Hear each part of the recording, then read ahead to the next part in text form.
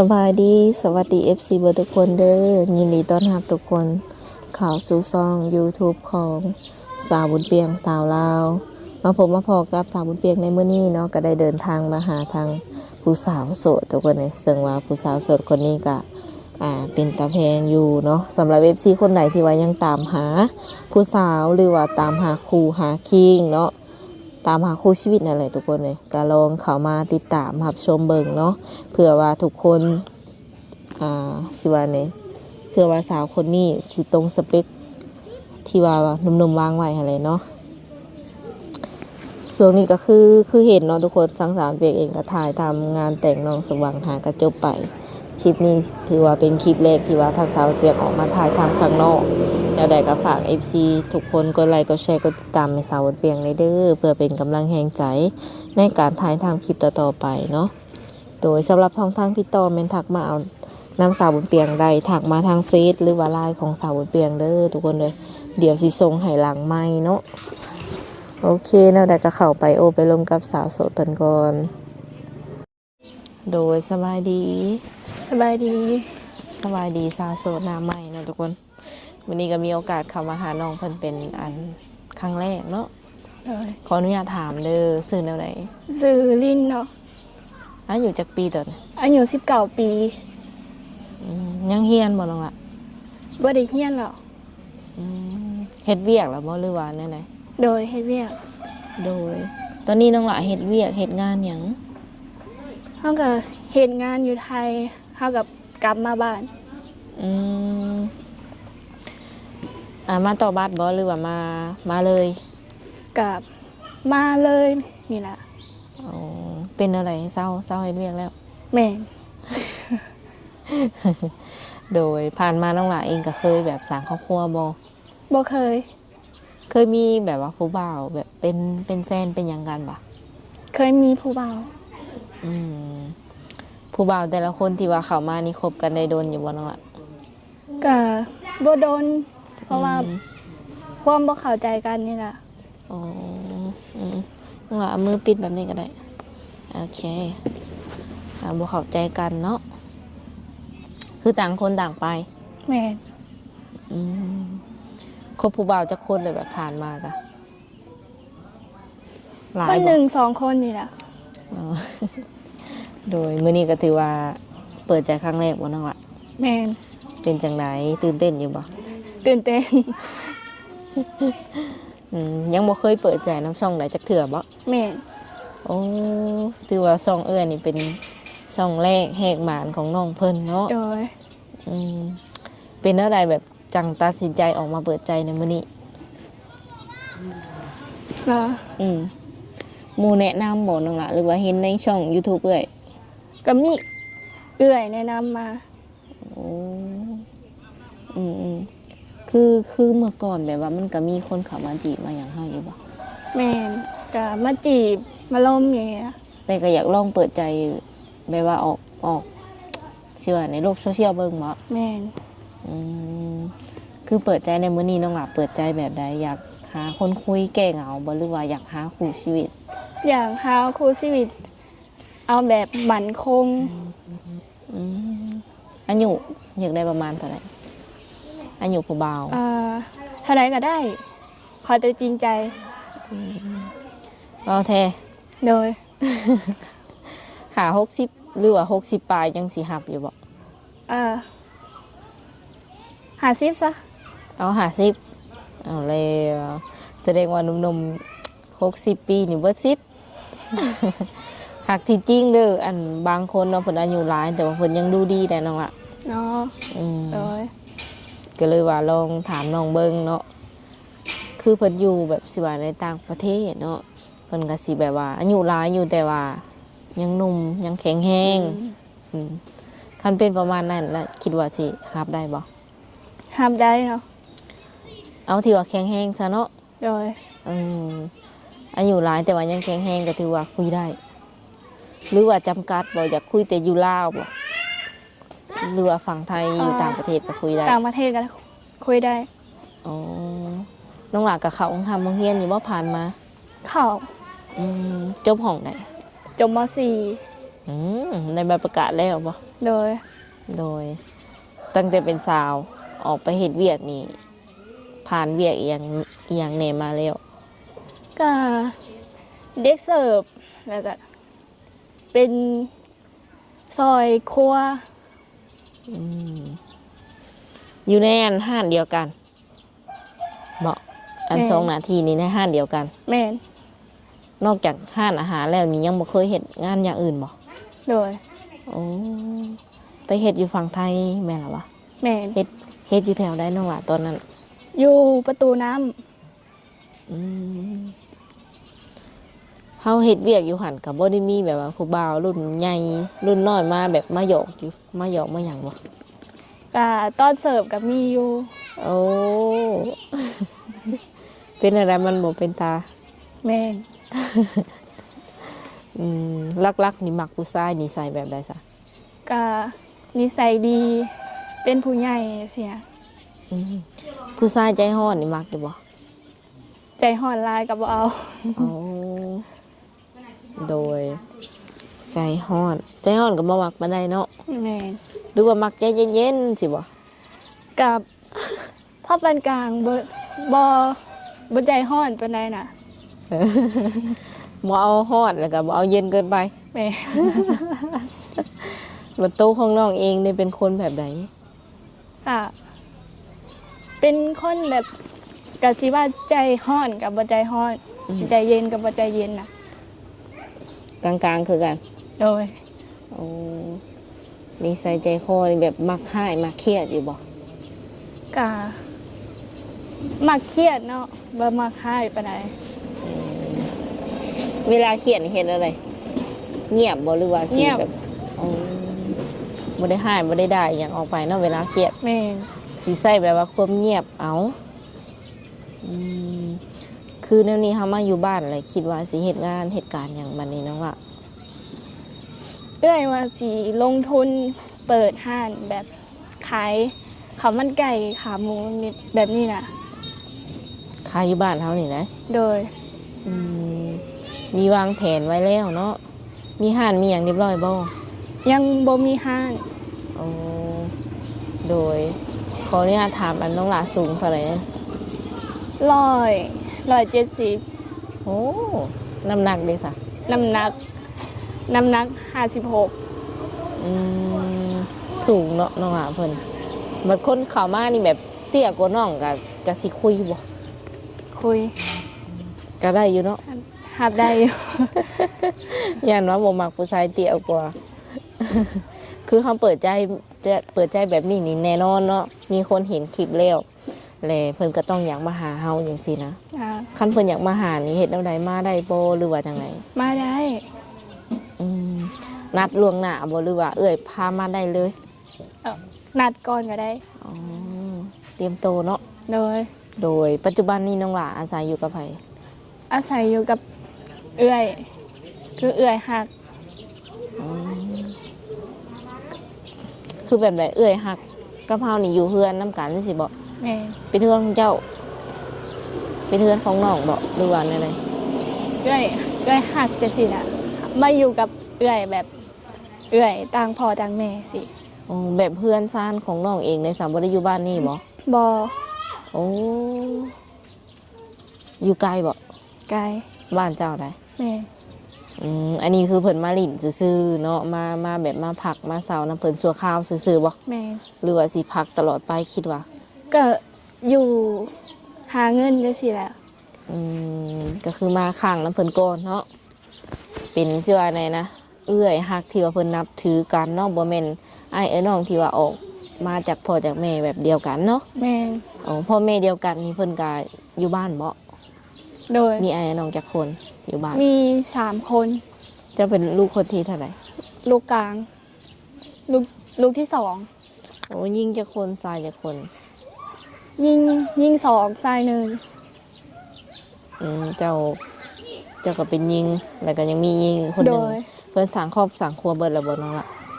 ก็มีอ้ายสร้างครอบครัว แล้วก็นอกหันกันยังอยู่เฮือนคือกันยังโสด โดย คือกันโอ้พ่อแม่เพิ่นรับรู้อยู่บ่แบบว่าเฮาเปิดใจออกสู่โลกโซเชียลแบบนี้นะ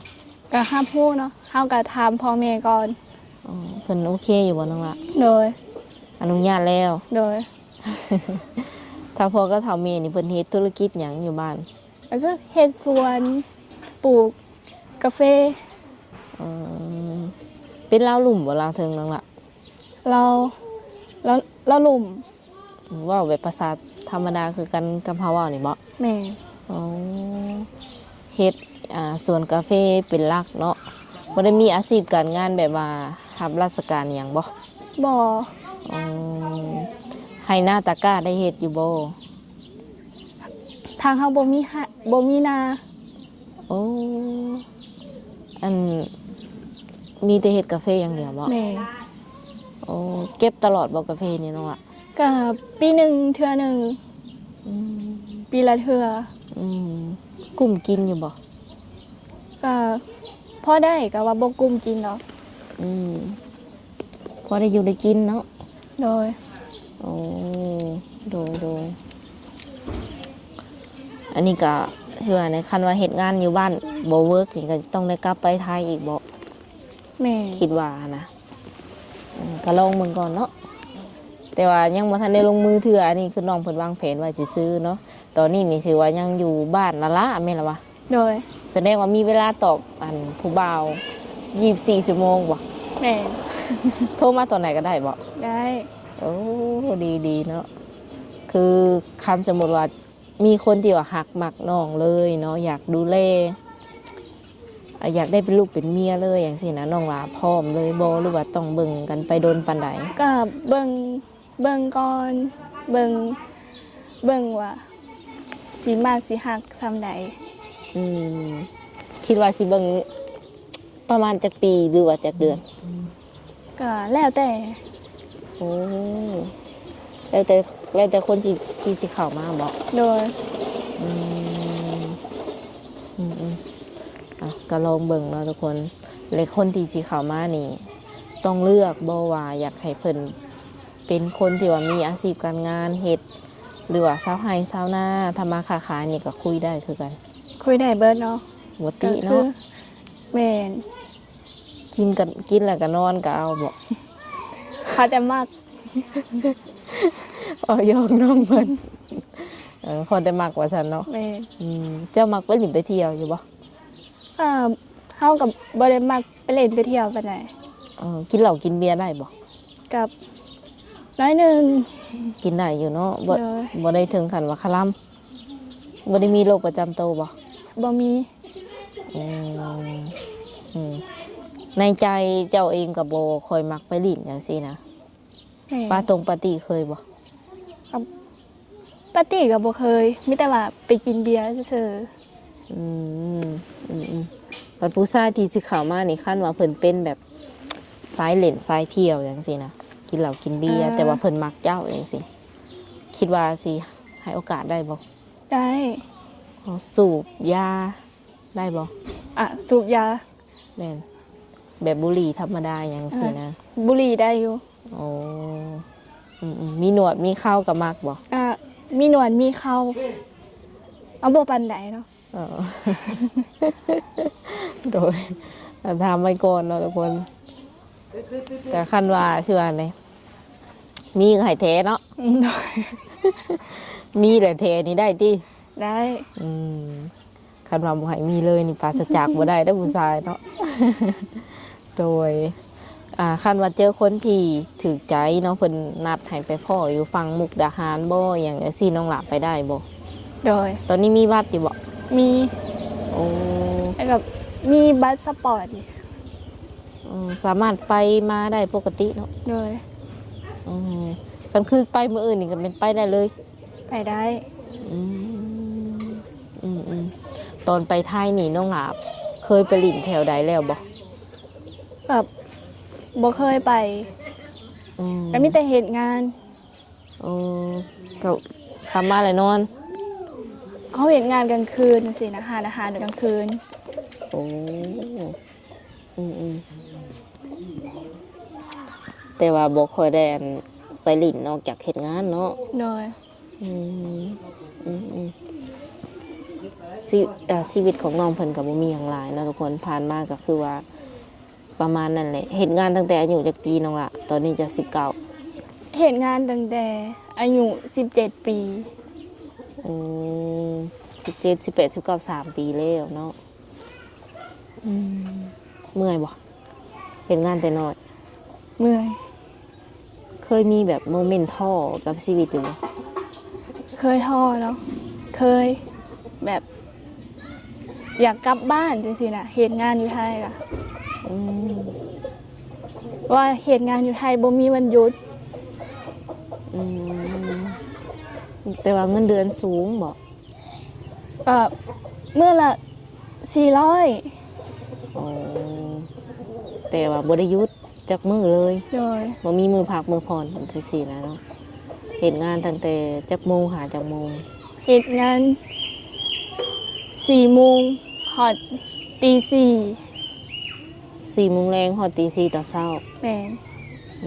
เวลาเมื่อยแห้งๆก็ได้แต่ท้ออยากกลับบ้านอย่างซี่ โดย ไปอยู่ไกลบ้านไกลเมืองเนาะกับบ่ติเพิ่นก็อาจสิคิดฮอดคิดถึงนั่นแหละ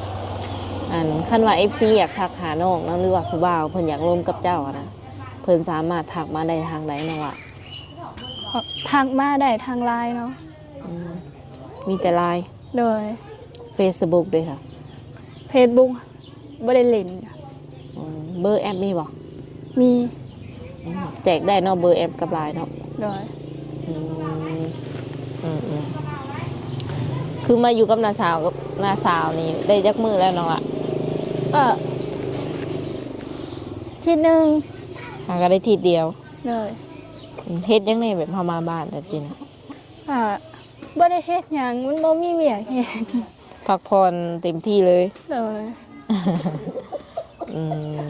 อันที่จะว่าสิลงมือแบบว่าค้าขายนี่ยังโดนบ่ ก็เบิ่งเอื้อยลงทุนให้จังซี่นะถ้าเพิ่นสิลงให้ เอื้อยที่เป็นน้าสาวนี่บ่หรือว่าเอื้อยแท้เจ้า เอื้อยเป็นอาสาเลยค่ะ โอ้เพิ่นสิลงทุนให้เจ้าค้าขายเอง เลย แบบเพิ่นเป็นทุนให้แล้วกำไรน้องเอาสิบ่หรือว่าแบ่งกัน แบ่งกัน แต่ว่าเจ้าต้องเป็นคนขาย เลย เพิ่นลงทุนให้ละล่าเพิ่นบ่ได้สอนนำ เลย จะมีประสบการณ์ทางนี้แล้วบ่ เลย เฮ็ดเป็นแล้ว เฮ็ดเป็น เพราะว่าตอนเฮาไปเฮ็ดงานอยู่ไทยน่ะเฮาอยู่ครัว เออเจ้าเฮ็ดแบบเมนูหยังแหน่เป็นน้องละ ก็คือได้เบิดแบบพวกตามสั่งหรือว่าข้าวขาหมูประมาณนี้ แซ่บเนาะเฮ็ดเนาะคิดว่าแซ่บบ่ตัวเองเฮ็ด ก็ลองมาชิมเบิ่งเนาะ คันเปิดนี่สิเปิดอยู่ไส ยังบ่ฮู้เฮาก็ฟังเบิ่งแบบหาแบบทำเลน่ะ แต่ในใจนี่อยากเปิดอยู่บ่แถวเซโน ก็สิเปิดแถวเชโนนแหล้ว โอ้เพราะว่าจุดแบบตัวเมืองมันก็มีเซโนกับสวรรค์เนาะ แม่ ก็เลยว่าต้องเลือกว่าสิเปิดอยู่วังใด โดย คันว่าอาหารแบบแปลกๆใหม่ๆแบบว่าอันนั้นก็น่าสิได้ขายอยู่เนาะ โดย เพราะว่ายังข้าวขาหมูเนาะน้องหลาว่าเนาะและอาหารตามสั่งทุกอย่างก็เฮ็ดเป็นไปเลยเก่งเนาะเฮ็ดกินเองก็เป็น แม่ ส่วนหลายน้องหลามักกินแบบอาหารประเภทใดซะ ก็อาหารเขาก็บ่ค่อยมักก็มักบ้านๆเฮานี่ล่ะ กินแบบง่าย โดย ๆแล้วได้ก็ได้บอก โดย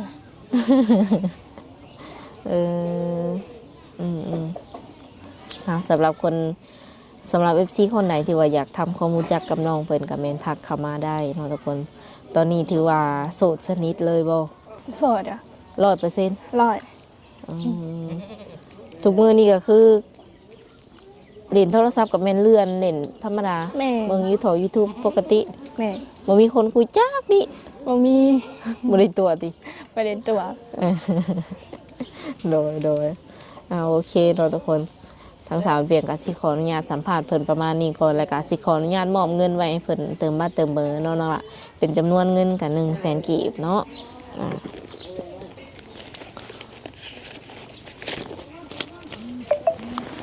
เข้าใจไหม โดย เป็นเงินของผู้ใหญ่ใจดีเด้อที่ว่าเพิ่นสนับสนุนช่อง YouTube เอ้ยอยู่ตอนนี้เนาะเพิ่นก็ฝากให้สาวโสดทุกคนที่ว่าถ่ายคลิปแล้วเมื่อยเนี่ยโดยแน่ใดก็ขอให้น้องพ่อหักแท้ไวๆเด้อ โดย สุดท้ายนี้น้องหลามีหยังอยากฝากถึง FC อยู่บ่ที่ว่าเพิ่นสิเข้ามาคุยหรือว่าเข้ามาลงกับน้องนี่ ก็บ่มีหยังหลายเนาะก็ฝากแบบว่าขอคนที่